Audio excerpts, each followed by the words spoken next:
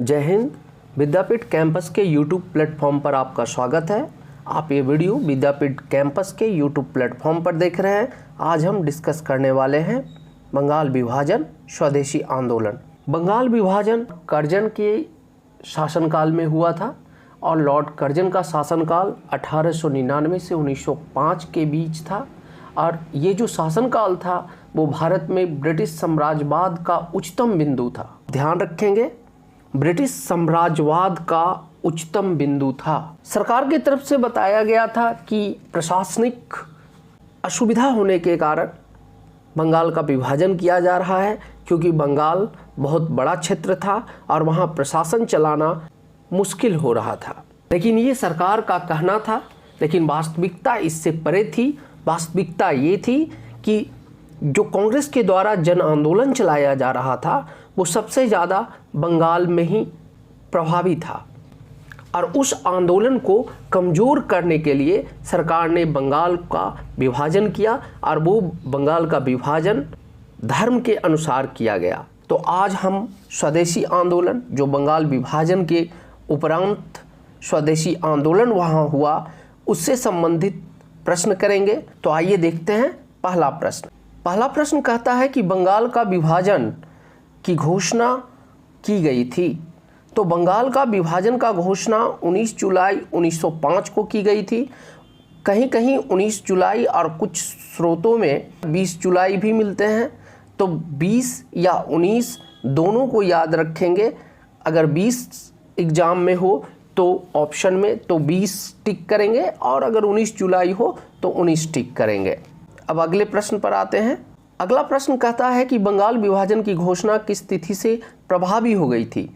तो 19 जुलाई या 20 जुलाई 1905 को तो घोषित हो गया था कि बंगाल विभाजन हो गया है, लेकिन ये प्रभावी किस तिथि से हुई थी? ये 16 अक्टूबर 1905 से प्रभावी हुई थी। बीपीएससी इस क्वेश्चन को पूछ चुका है। 3 डेट होते हैं, एक घोषणा का, एक प्रभावी होने का और एक आंदोलन शुरुआत होने का, और ये तीनों डेट बार बार परीक्षाओं में पूछे जाते हैं, तो इसे आप ध्यान रखेंगे। अगला क्वेश्चन है कि बंगभंग आंदोलन का प्रारंभ किस तिथि से हुआ? तो ये 7 अगस्त 1905 को हुआ था।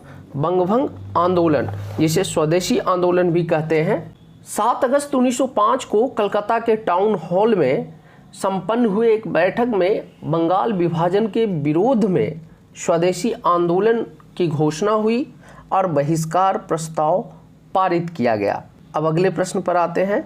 अगला प्रश्न कहता है कि भारत में स्वदेशी आंदोलन किस दौरान हुआ था? तो स्वदेशी आंदोलन, आप ध्यान रखेंगे, बंगभंग आंदोलन, स्वदेशी आंदोलन या बंगाल विभाजन आपसे पूछा जाए, ये तीनों में से किसी भी शब्द को अगर आप पढ़ें तो सबसे पहले बंगाल विभाजन 1905 पर आप ध्यान रखेंगे कि बंगाल विभाजन के विरुद्ध जो आंदोलन हुआ था उसमें भारत में स्वदेशी आंदोलन उसी दौरान हुआ था। अब अगले प्रश्न पर आते हैं। अगला प्रश्न कहता है निम्नलिखित में सबसे बाद में क्या हुआ? तो सबसे बाद में बंगाल विभाजन हुआ। हड़प नीति डलहौजी से संबंधित है और डलहौजी का कार्यकाल 1848 से 53 रहा है। बंगाल विभाजन 1905 में हुआ। सहायक संधि लॉर्ड ब्लेजली से संबंधित है। इनका कार्यकाल 1798 से 1805 तक रहा था।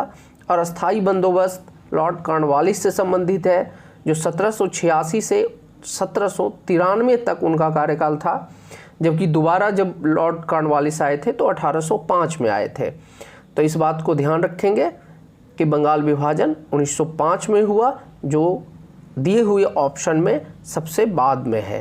अगला प्रश्न कहता है कि निम्नलिखित में से किसने स्वदेशी आंदोलन का नेतृत्व दिल्ली में किया था?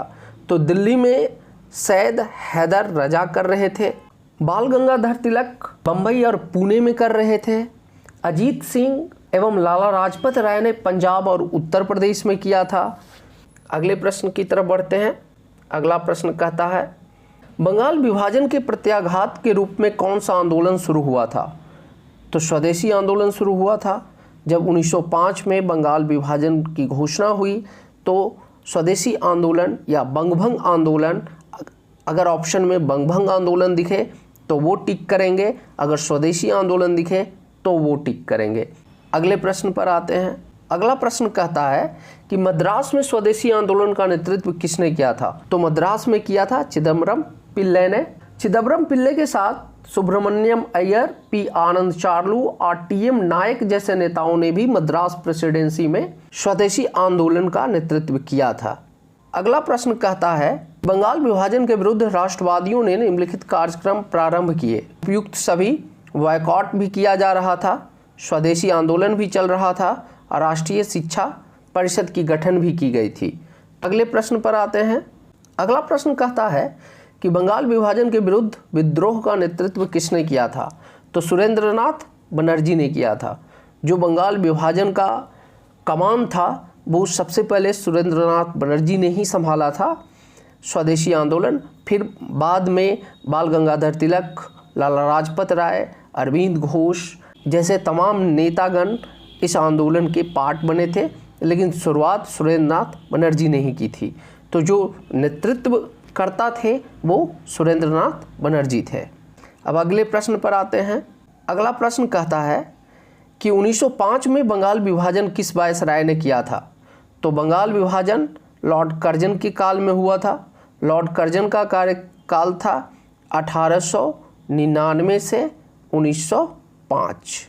जानते हैं डलहौजी 1848 से 53 तक रहे थे और कॉर्नवालिस 1786 से 1793 तक रहे थे और दूसरी बार 1805 में बने थे। अब अगले प्रश्न की चर्चा करते हैं। भारत की प्राचीन कला परंपराओं को पुनर्जीवित करने के लिए एक Indian society of oriental art की स्थापना किसने की थी? रविन्द्रनाथ टैगोर के द्वारा Indian society of oriental art की स्थापना की गई थी।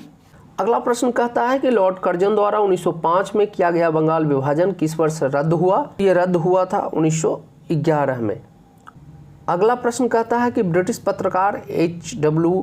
नेविन्सन जुड़े थे, तो ये स्वदेशी आंदोलन से जुड़े थे।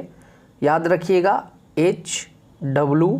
नेविन्सन ये एक पत्रकार हैं, इनका संबंध स्वदेशी आंदोलन से है। 1905 के स्वदेशी आंदोलन से मुख्यतः अप्रभावित रहा तो कृषक और मुसलमान 1905 के स्वदेशी आंदोलन से अप्रभावित थे, वो उसमें शामिल नहीं के बराबर थे। मुसलमान इसलिए भी शामिल नहीं थे, स्वदेशी आंदोलन का चरित्र धार्मिक हो गया था।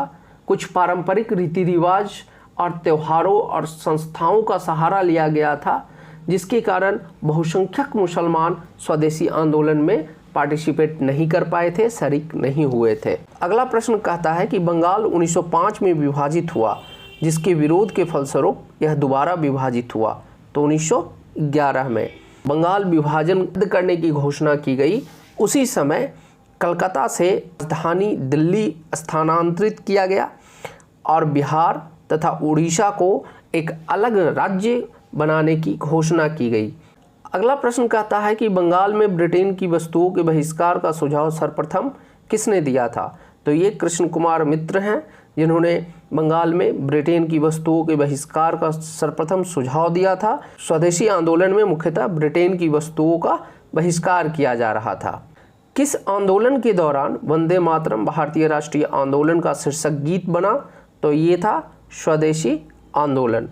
स्वदेशी आंदोलन में एक चीज़ और याद रखेंगे, अमार सोनार वांगला ये गीत रविन्द्रनाथ टैगोर ने लिखा था, जो स्वदेशी आंदोलन में काफ़ी ज़्यादा प्रचलित था, उसे गाया जाता था और 1971 में उस गीत को ही बांग्लादेश ने अपना राष्ट्रगान बनाया और स्वदेशी आंदोलन में ही लोगों ने एक दूसरे की कलाई पर राखी बांधी थी।